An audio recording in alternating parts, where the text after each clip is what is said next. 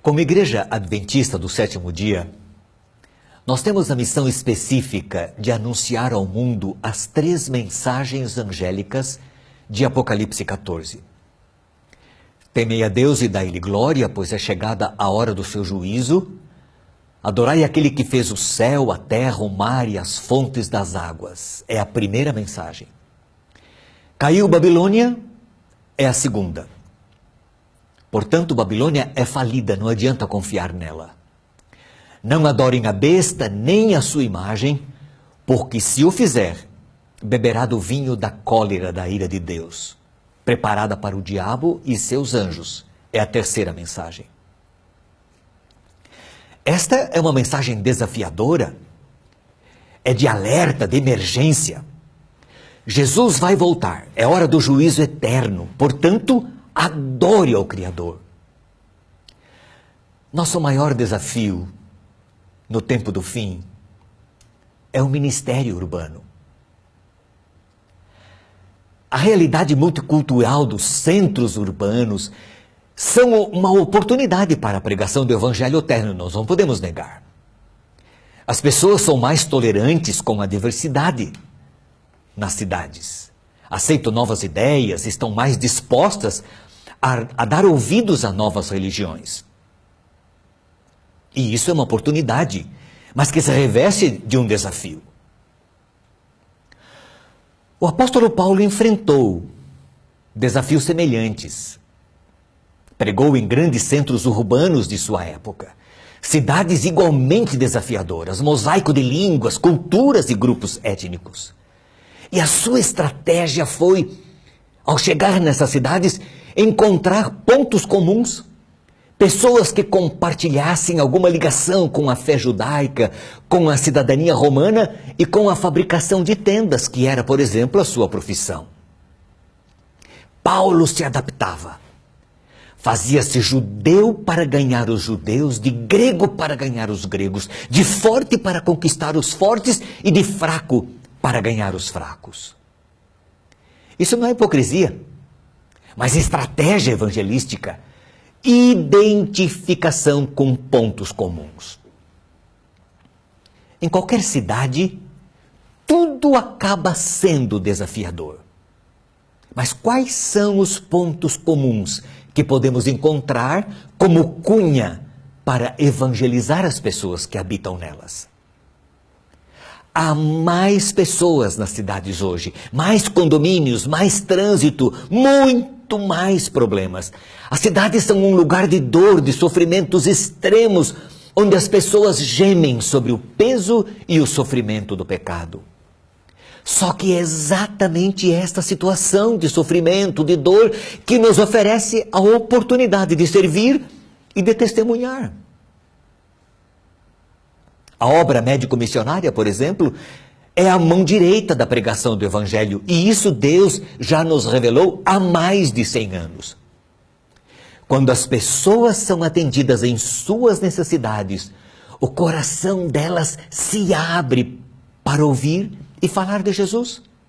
Este é o gancho que nós podemos encontrar para evangelizar as pessoas que vivem nas cidades.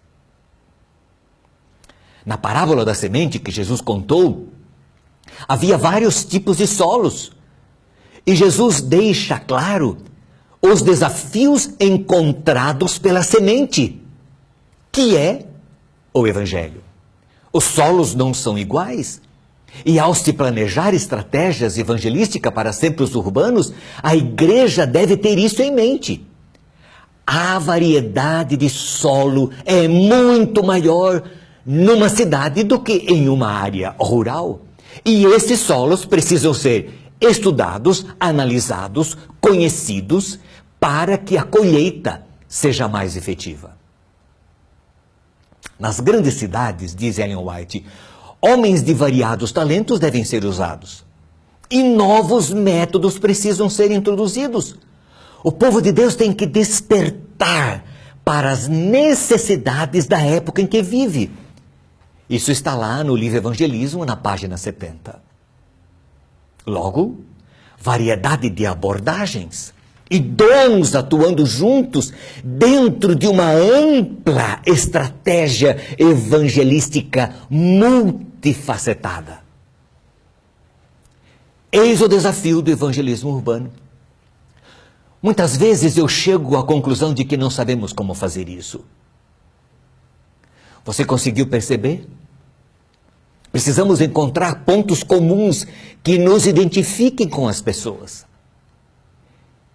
As necessidades são muitas e suprir as necessidades das pessoas, talvez esteja aí o gancho, a oportunidade que nós encontremos para evangelizar as grandes cidades.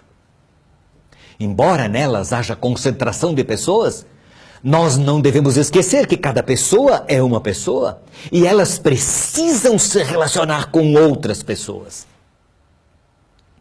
Estudos dizem que a maioria dos conversos adventistas vieram para a igreja por causa do relacionamento com um conhecido adventista.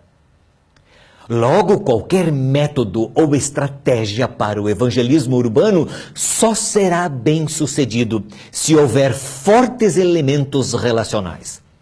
As pessoas nas cidades necessitam de afeto, necessitam de atenção, de carinho, de amor fraternal. Elas são muito isoladas. Nas cidades existe uma concentração muito grande de pessoas, mas as pessoas são muito solitárias, muito sozinhas. Elas precisam de apoio, daí a força dos pequenos grupos, das igrejas nos lares, nas casas. Seguir a Jesus em uma cidade é mais difícil do que em uma área rural, nós não podemos esquecer dessa realidade. As pressões, as tentações são muito maiores numa cidade. O apoio, então, que um pequeno grupo dá pode fortalecer a fé, pode ajudar as pessoas. Porque nada, nenhum método, nenhuma estratégia pode substituir o relacionamento pessoal para levar e manter uma pessoa conectada a Jesus. O trabalho missionário e o ministério em favor das pessoas não são uma tarefa fácil.